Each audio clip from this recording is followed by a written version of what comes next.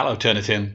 I can't be with you this morning, so Turnitin suggested I might want to record a short video to talk about some of the things I would have discussed had I had a chance to be there. So my name's Professor Phil Newton. I'm the Director of Learning and Teaching at the Swansea University Medical School, and I'm going to spend about half an hour talking about contract cheating, what it is and what we can do about it. What is contract cheating? Well, here is our latest working definition. I'll give you a few seconds just to read it through.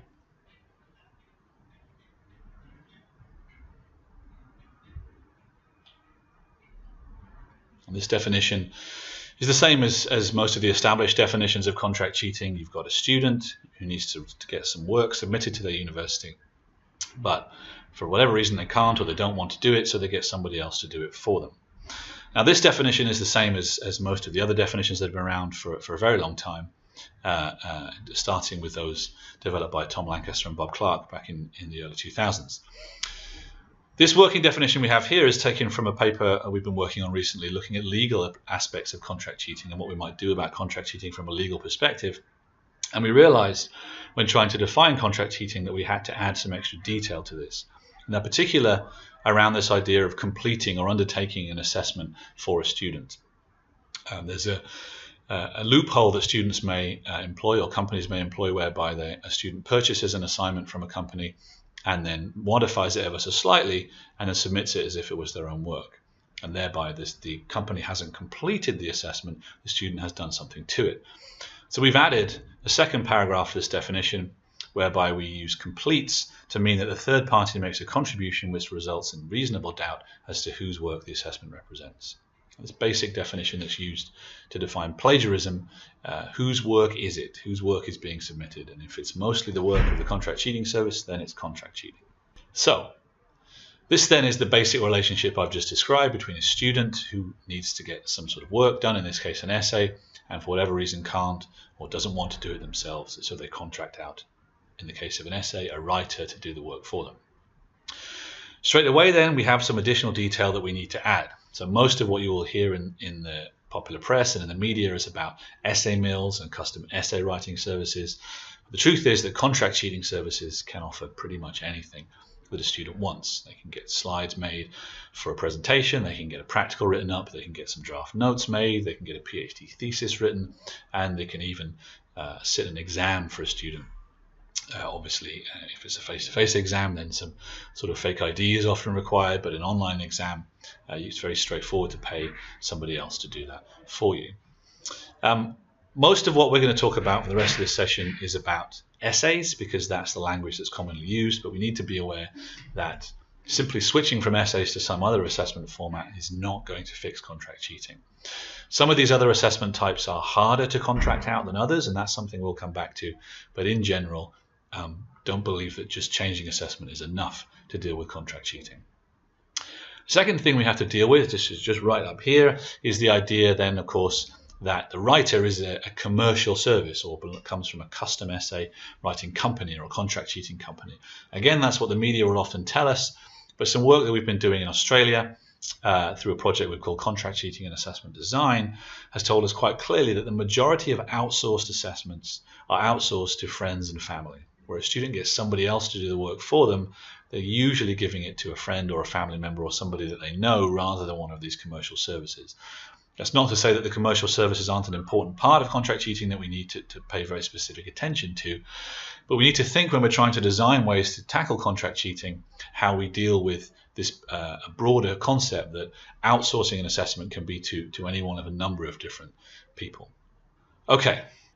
Let's understand a little bit more about where contract cheating has evolved from. So this basic relationship has been around for as long as education has been around. And it's always been possible for the determined student to find somebody who they can contract their work out to.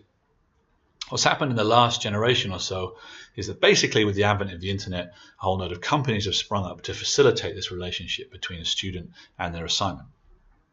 This started out in the late 1990s, early 2000s with websites that had big databases of pre-written assignments on them. Students would search for a topic on there that was similar to the topic they had been set, and they'd find an essay that another student had written, and they could then draw inspiration from that essay in the construction of their own. Students had to enter into some sort of contract because they had to either upload essays of their own or they had to pay to get access to most of the services. This business has largely disappeared into file sharing websites, and Turnitin and other originality detection services obviously have good penetration into there. What has happened more recently, although this is a business that is now 10 or 15 years old at least, is that these websites will offer bespoke custom written assignments. So a student will give a very specific set of instructions, and then a company will offer out through a private auction the opportunity to do the student's work for them. Let me show you what this looks like. Okay, so if you go onto one of these sites, and I'm not in a presentation like this going to show you exactly what they look like, I'm just going to show you what happens when you go onto one of these sites and you go to place your order. There's a lot here, and let me take you through it step by step. So the first thing you do is you tell them what subject you want, history, biology, whatever, and you want an essay writing or any of the other types of assessment I've talked about and how long it is. You tell them what standard you want. Most of what we think about in contract cheating is in higher education, but it is possible to get school assignments as well. And then you tell them what standard you want. 2-1 is the UK, or one of the UK classifications of degree type. If you want a distinction or a merit or a GPA of a particular value, you tell them what standard you want. You tell them what referencing format you want, how many sources you want, and this is perhaps one of the most important things. You tell them how quickly you want it. And this was a site that I looked at earlier this year, and you can see here that the default on this particular site was to have an assignment returned within 3 days, i.e. unless you specify a different turnaround time, then the assignment that the student is buying will be returned within 3 days. You can also get a plagiarism report added, and this is a big feature of these sites, that they are very keen to tell you that they will provide originality reports so that you can be sure that the work isn't plagiarized. And you can, if you want, assign a preferred writer. So if a student's had a particular relationship over the course of time with the website, there's a writer that they particularly want to keep using because they like their style, then you can request them. And this is, of course, a potential headache for some software-based approaches to detecting contract cheating, because students can contract the same person to do their work over and over again. We think that there's about 1,000 of these English language contract cheating websites, and of course then other languages will have many hundreds of websites of their own. If you're here because you've seen the recent Quality Assurance Agency report into contract cheating, one of the recommendations we put into that report was to block access to those sites from university servers, so that if you're watching this from university and you want access to our list of 1,000 sites, send me an email. My contact details at the end of this. What we're proposing is that institutions block access to these sites, and that when students try to access them, they get a short warning message which says, please don't do this. If you're struggling to write your assignment, here are some sources of guidance that you might use. We recognize that blocking these sites on campus doesn't mean students can't access them from elsewhere, but hopefully it sends a message to students that there are other ways to do their work rather than accessing these services. Okay, so back to the outline of contract cheating then. Most of what I've talked about so far is these commercial services, but as I talked about, there are lots of other ways to get this work done. Another commercial way to get this work done is through what we might call the gig economy. This is through freelancing type websites. There are a number of them. I don't want to single out any one particular of them. But there are ways in which, if you want some work doing, you simply post an advert online and people bid for the opportunity to do it. And just to complete the picture, some of the smaller contract cheating companies will use these gig economy type of bidding sites to get their work done. Let me show you what one of these looks like. This is from one of these sites. I've anonymized it so that I'm not picking out any one site in particular. These sites generally have a whole host of different options for work, and this is just one particular site, and you can see it has a section for academic writing. And I'll show you in a second what this looks like. But basically, students or people acting on their behalf post jobs on these sites, and then people bid for the chance to do them. There's specific sets for academic writing, but there are all sorts of writing sections where contract cheating bids might live, including for the desperate academic grant writing services. It's also worth pointing out that people can post jobs on sites like these to get, for example, PowerPoint slides made or research done. You can pay people to do anything that requires a computer. All right, so this is what one of these job posts basically looks like. Okay, and I've chosen this one. It's an essay on ethics because I think there's a nice story in there somewhere. What happens then is the student bids for the posts, the work, and people then bid, as you can see here, for the opportunity to do the work. This job, when it was bid upon, had 23 bids, and the average was $132 and the person posting the bid offered a range which they were prepared to accept. There's some detail below that text, and you can see they need a 3,000-word essay to be written on ethics, and there's a date by which they want it done. And then towards the bottom, there's the folder with the file with all the instructions in. The first thing to note about this is that $132 is not a lot of money. This is one of the key things about contract cheating, particularly this type of contract cheating, that I think often gets lost in some of the popular presentations of it. The commercial services with the glossy websites will charge more money, but it's very, very easy to get reasonable quality work done very, very cheaply through this gig economy.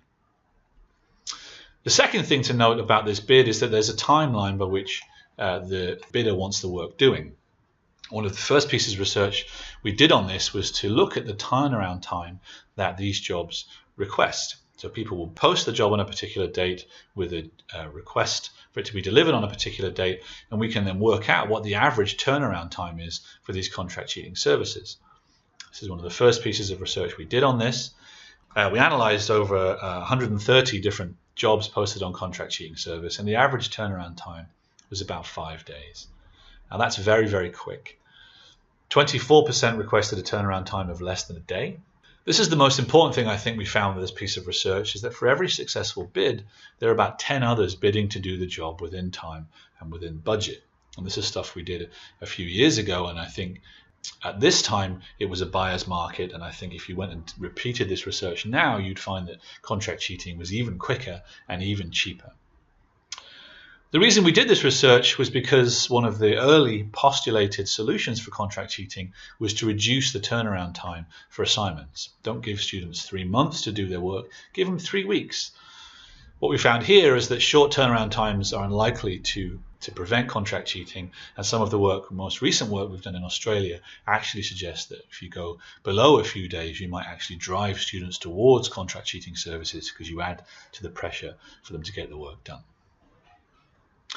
Contract cheating then is quick, and any attempt to affect or to interfere with the turnaround time for contract cheating or for assignments is not going to make a difference. It's still a buyer's market, and as soon as you squash down the amount of time that students have available to do the work, you're making it even more likely that they will seek out alternate ways of getting the work done. Okay, this is the most common question that people want the answer to. How many students are doing this? It's a really difficult question to answer. Most contract cheating services, the raison d'etre of what their products are that they're difficult to detect, so that students submitting a purchased assignment or an assignment done by somebody else is submitting work that Turnitin can't pick up because the work is actually original. And there is some research which shows that the products of contract cheating services can be detected if markers know that they're in a particular sample, but in general it's very difficult to identify contract cheating assignments because the whole point of them is that they're difficult to identify. So it's difficult for us to get any objective measure of how many students are doing this. The best thing we can do is simply to ask students, have you ever bought an assignment from a contract cheating service? Now, lots and lots and lots of studies have actually done this over the last few years. And without getting into the detail, I'll just give you the punchline that it's somewhere between 3 and 10% of students will admit to outsourcing their work in some form or another to some source or another. The study in Australia that I talked about, we got to a figure of about 6%. Is that a lot of students? 3 to 10% of students isn't an awful lot. It's clearly a minority of students that are doing this, but if you think that 3 to 10% of the millions of students in higher education around the world will admit to purchasing or outsourcing their assignments, then I think that's a lot of students, and it's something we really need to take very seriously. Okay, the other thing that people want to know a lot is why are students doing this? And again, this is something we've really probed in detail in this Australian research project that we're just writing up now. We came up with 3 basic reasons why students said they were likely to outsource their assignments. The first is because they can. It seems fairly obvious, but we asked students for a whole range of different questions about why they might do this, and one of the strongest factors that came out of students who said they were likely to do this was because they had identified opportunities to cheat. The punchline, I guess, being that we need to manage our curricula and our assessment strategies so that there are fewer opportunities to cheat.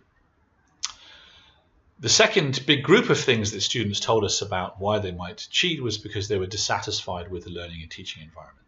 Students who had admitted to cheating in some form were more dissatisfied than students who had not admitted to cheating in some form. Now, underneath that, there's all sorts of different sub-factors around why students might be dissatisfied. Basically, the students who admitted to cheating were more dissatisfied, or more likely to report being dissatisfied, than the students who did not. The third big factor is students who were struggling academically. And the one that we probed in detail in this Australian project was studying in a second language, which is naturally harder than studying in a native language, and students who were studying in a second language were more likely to be represented in a group of students who self-reported cheating than those who did not. We didn't get into the detail of lots of other academic factors about grades and students' academic performance, but it's something that comes out of a lot of the literature around academic misconduct generally, that students who are struggling academically are more likely to look somewhere else for means of getting their work done. Okay, so this is a summary of what contract cheating looks like in higher education. It is big. There are at least 1,000 sites in the English language. There's hundreds of thousands, if not millions, of students will admit to doing it in some form.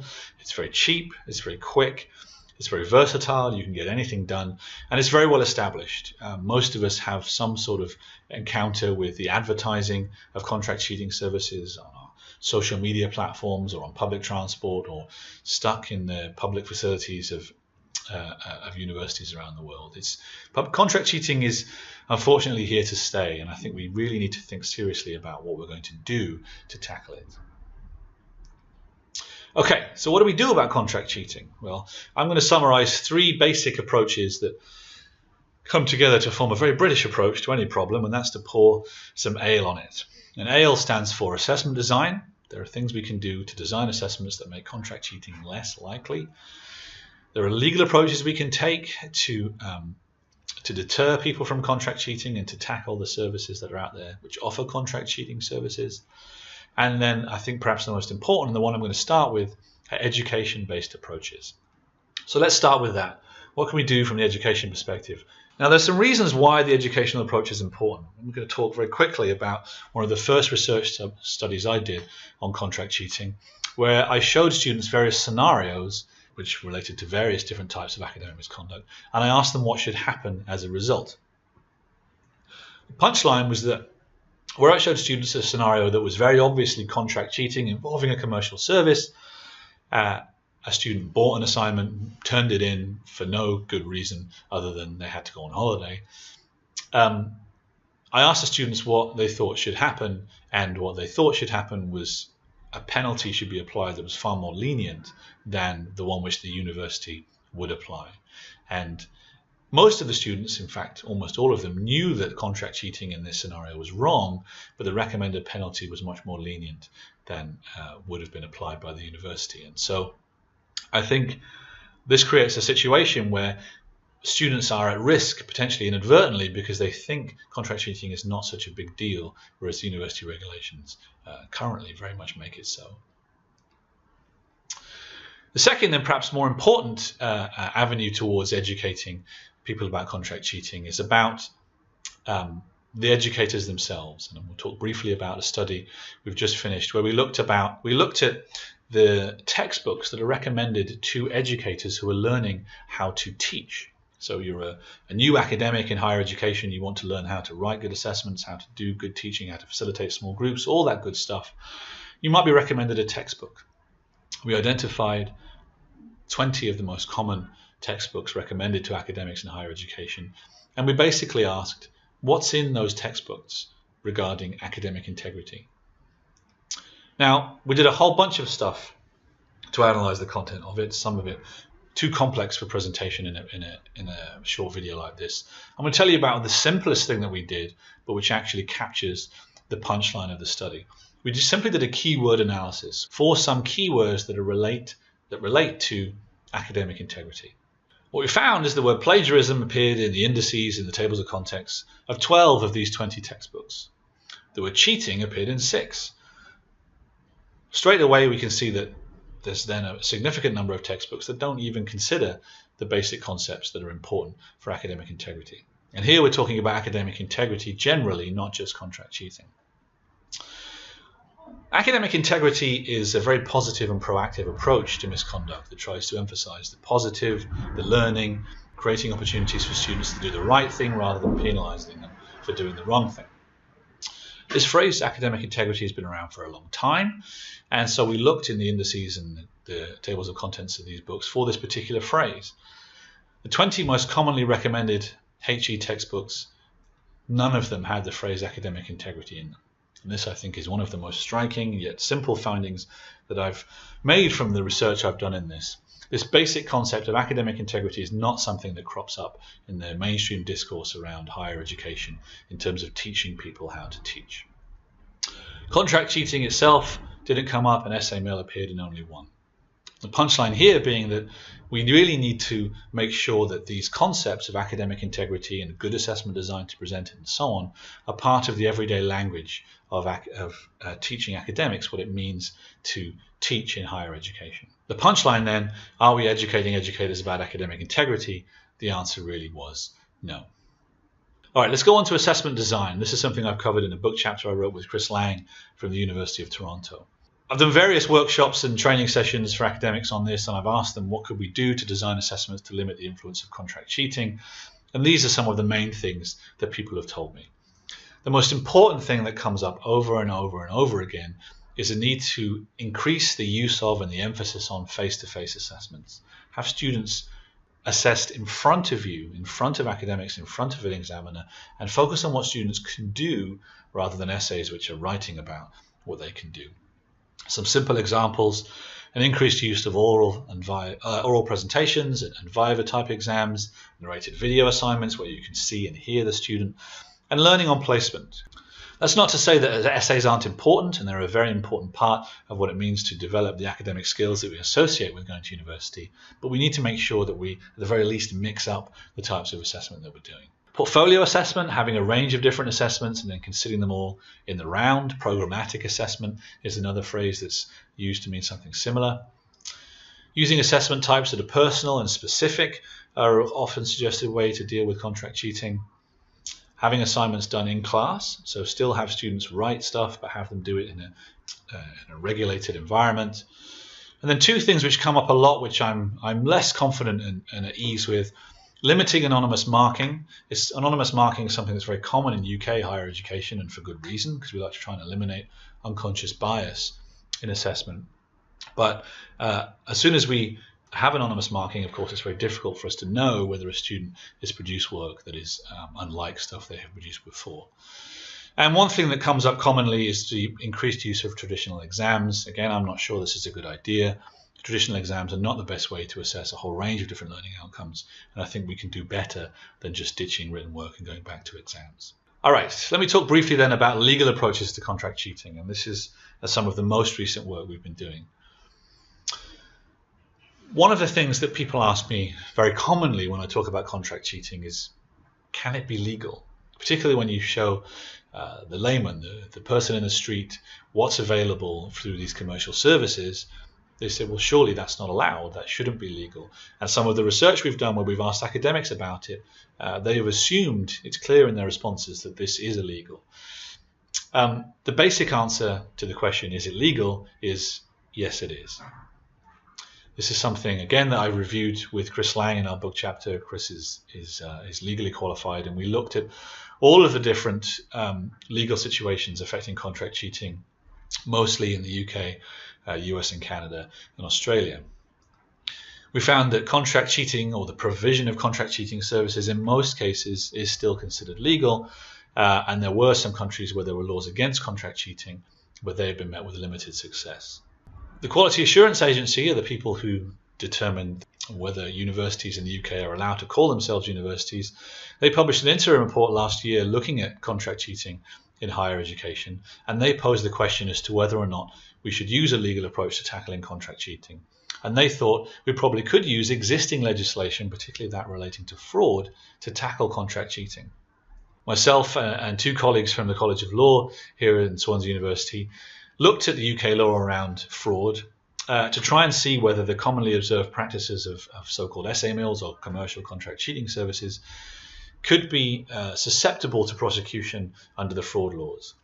Our punchline answer was no, we couldn't use existing law to tackle contract cheating, although we could modify existing law quite simply.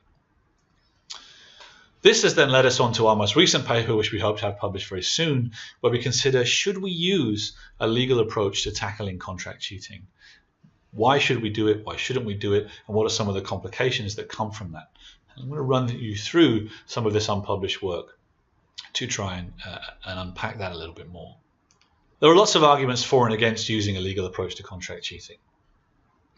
Many of the arguments against start with complications around the law. If you think about to that schematic I showed you earlier with the writer and the student and the university and the company and the website and so on, all of those can be in different countries, and so it's very difficult often to know whose law you might be using.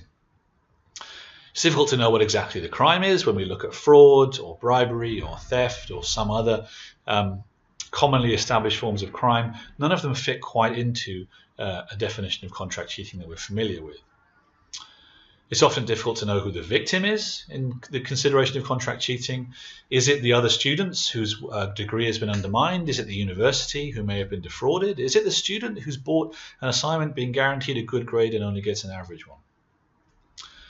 It's very hard to detect the products of contract cheating, so a legal approach might have limited use anyway. And many of us are in favour of a preventative rather than a punitive approach to contract cheating. Most contract cheating services advertise themselves as offering products that are for reference only, which they use as an insulation against allegations from a legal perspective. And finally, there's a basic principle that's articulated by many who are considering legal approaches to contract cheating, that banning something isn't a very good way of tackling it, and prohibition laws in the 1920s in the US are cited as a common example of where banning something just doesn't work.